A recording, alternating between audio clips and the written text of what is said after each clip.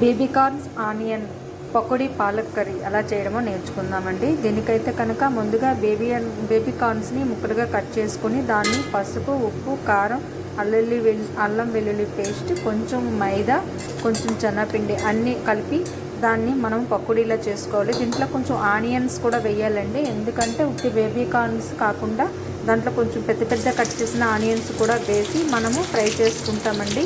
మనం మ్యారినేట్ చేసుకుంది ఒక 5 మినిట్స్ నుంచి చాలండి, వంచకపోయినా పర్వాలేదండి. మనలో అన్నీ వేస్తాం కదా, మసాలా అన్నీ అవి నోట్లో కూడా తినడానికి స్నాక్ ఐటెం లాగా ఉపయోగపడుతుంది. లేదు అంటే మనం కర్రీలాగా చేసుకోవచ్చు. అందువల్ల అందులో పచ్చిమిర్చి వేయకుండా ఆనియన్స్ మాత్రమే వేసానండి.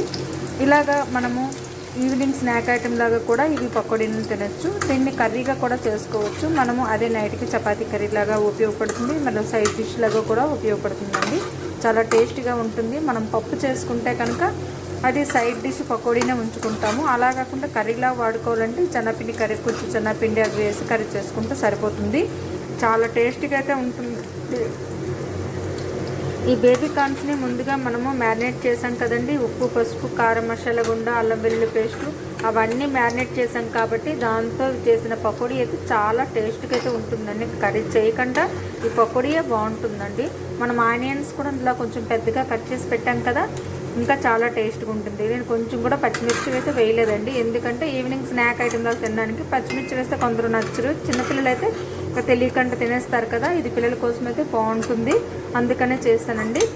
ఇది బేబీ కార్న్స్ని మనము పూర్తిగా తీసేసిన తర్వాత వేరే కళాయిలో మనం ఉల్లిపాయలు, పచ్చిమిర్చి, వెల్లుల్లి, అల్లం వెల్లుల్లి పేస్ట్ వేసుకున్నా ఓకే, లేదంటే ముక్కలుగా కట్ చేసి వేసుకున్నా సరే. ఇవన్నీ వేసుకొని దాంట్లో కొంచెం పాలకూర వేస్తామండి. పాలకూర వేస్తే కొద్దిగా అయితే సరిపోతుందండి, ఎక్కువ వేయవలసిన అవసరం లేదండి. ఇది కొంచెమే చేసుకోవాలి. ఎక్కువగా చేసుకుంటే అంతగా అంటే ఎక్కువగా తినేంత కాదండి. కొంచెం మనము ఆకుకూర తినాలన్న దీనిగా మనం చేయాలండి.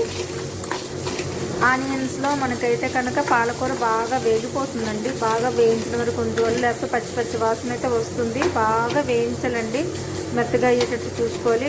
ఒకవేళ ఇంకా మెత్తగా అవ్వలేదనుకోండి కొంచెం సాల్ట్ వేసేస్తే మెత్తగా అయిపోతుందండి.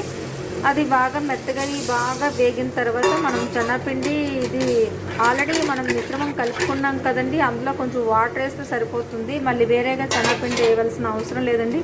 ఇందాక పకోడీ కోసం కలుపుకున్నాం కదా, అందులో వాటర్ వేసి అది కడిగిన నీళ్ళు వేసేస్తే సరిపోతుందండి. తర్వాత కొంచెం పసుపు, కారం, ఉప్పు వేస్తామండి. సరిపోతుందని వేసుకొని మనము బాగా మరిగేటట్టు చూసుకోవాలి. మనము వేరేగా ఎక్కువ కావాలి అంటే శనగపిండి వేసుకోవాలి, లేదంటే మనము ఆ కళాయి అదే మనము మ్యారినేట్ చేసుకున్న పాత్రలోనే సరిపోతుంది.